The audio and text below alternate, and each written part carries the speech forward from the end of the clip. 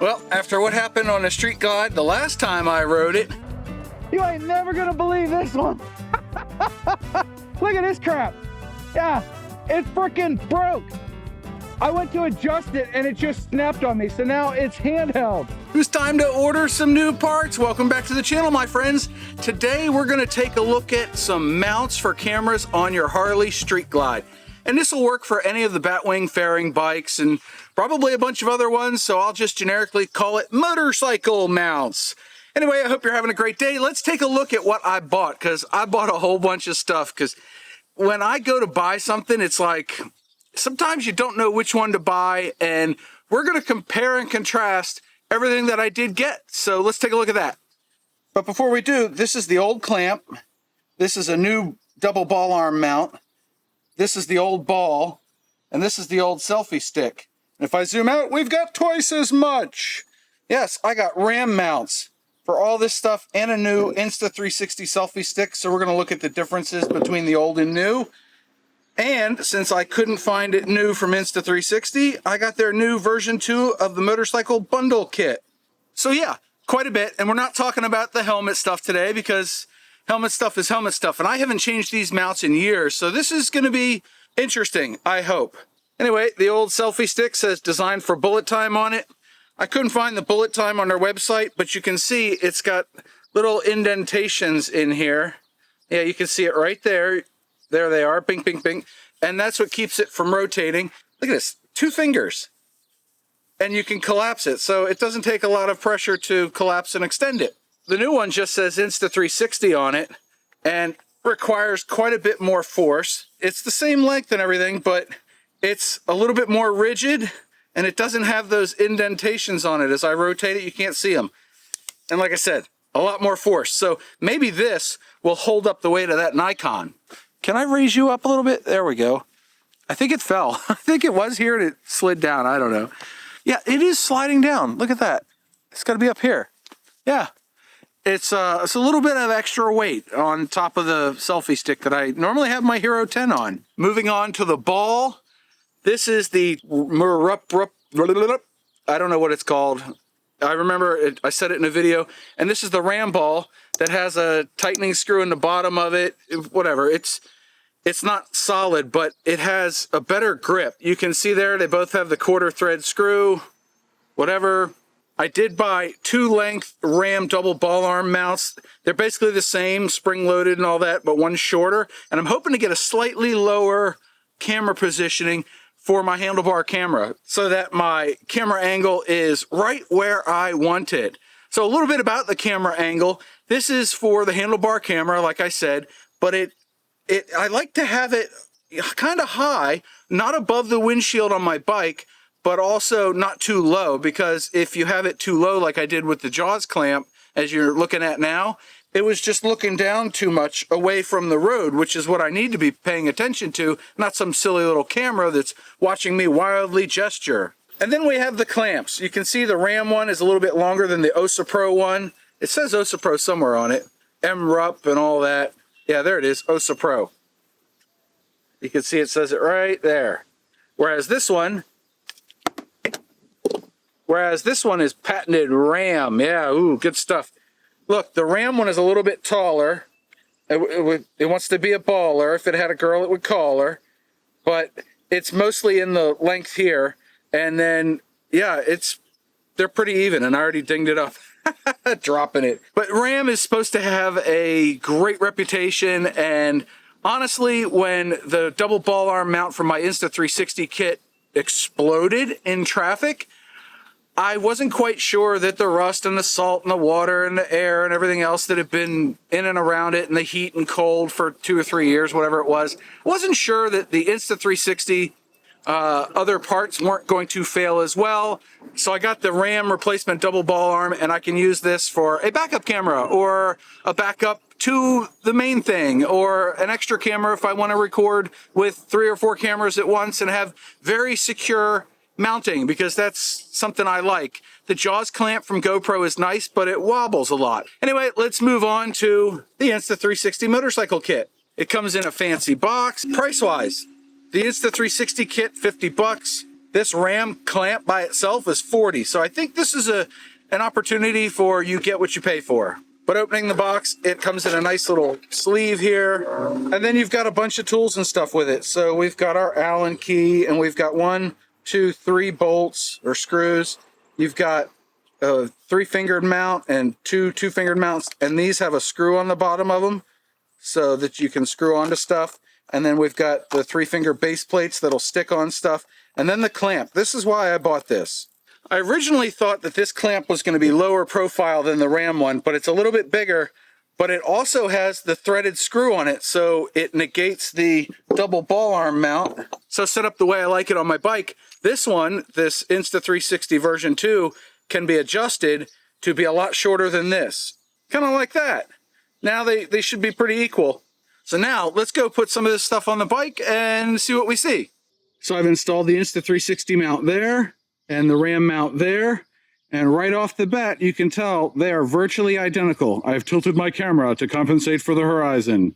The bike's still in the jiffy stand, but you can see that they are almost exactly the same height, except the lower profile Insta360 one doesn't stick out as far as the Ram one. So the Ram one, this one's shorter than the old one, but I used to not be able to really see this right third of the screen or interact with it. I'd have to reach around the thing and do the button presses and all that. But now, I mean, this is low profile. One of the things I don't like is this. So you have to screw this to tighten the selfie stick down. But this screw and this screw are nice, and they're pretty positively locked. This one, I mean, look at this, I'm wiggling it. It's not really going anywhere. This one, because of the extra joint, you can see has a lot more wiggle to it, but it's also, I think, a better grip on the balls than the Insta360 one was. So I can see why they did the upgrades for this. Now I'm rethinking it. I might end up using the Insta360. I came into this biased towards the Ram mount because it was very similar to what I had, but now I really like this one. But removing this from the Insta360 mount is now a two-handed operation because you need your thumb and forefinger to hold onto that dial, and then you have to unscrew the selfie stick. So I don't know, I like to have the one hand to do it so that while I'm riding I can get those handheld shots that I sometimes get. So now it's time for a proper test, my friend. How you doing out there in YouTube land? You having a good day? Leave me a comment below. I hope you're having a great day. But we're out testing it. I have, of course, the Insta360 on the right-hand side in its normal place. It sort of minimizes the helmet cam's visibility being on that side. And now that I've got it further over to the right, it is further out of my field of view. So I don't see it as much. I'm not looking through it or anything to see the road compared to where it was. Hey, look, there's a Spider Rider. Hey, what's up, buddy? There you go. And yeah, I like it over there. It should give you a better sense of what's going on behind me, especially if I lean to the left a little bit. You can see that. Ooh, did I do a split screen there? I bet I did. But I do like that the Insta360 has such a solid mount. I mean, this thing is barely wiggling at all. I don't know how the footage is going to look. The GoPro might not be able to counteract that little wiggle very well. I noticed that bigger wiggles get counteracted better sometimes on a GoPro. But it's up there. I've got it kind of away from the fairing a little bit so that I can unscrew it, even though the camera no longer has to turn to get the selfie stick off of there. So that's something I'll have to get used to. But I did bring the other mount with me. I brought the Ram mount, so we're going to test that one on the ride back. Hey, have you booped the like button yet? If you're watching this far, you got to like the video. Maybe consider subscribing too. I need more of those as well. That's another thing. I can't see my turn signal. With the camera over here, I can't see the turn signal, which is behind it. I will park in the middle of the road because that is what I am wont to do. Now, this screw and this screw, they tighten down awful quick. There's no gradient to it. There's no progressive lock. It just kind of gets to a point and then stops like that, you know? Hopefully you can see that. They are comfortable thumb screws to use though. Tighten this bad boy down, and then you can see here, it's kind of fiddly to do. And then once I hold it steady, I can make the Hero 10 viewers dizzy. All right, where'd the other one go? That might actually show something. So we will loosen this bad boy here. I should have it already set up because I'm prepared. And by the way, something to always look for is the rubber feet. Gotta have rubber feet in there so you don't damage your handlebars or whatever else you're mounting it to. But you also want to be very close to the fairing without touching, because otherwise on these pre-23s or 22s, whenever they went to the flat, but this one sticks up, you want to make sure it's not going to hit this. And see, look, this just progressively gets tighter and tighter, and that should be good there. It's close. I don't think it's going to whack. I'm going to adjust this guy here.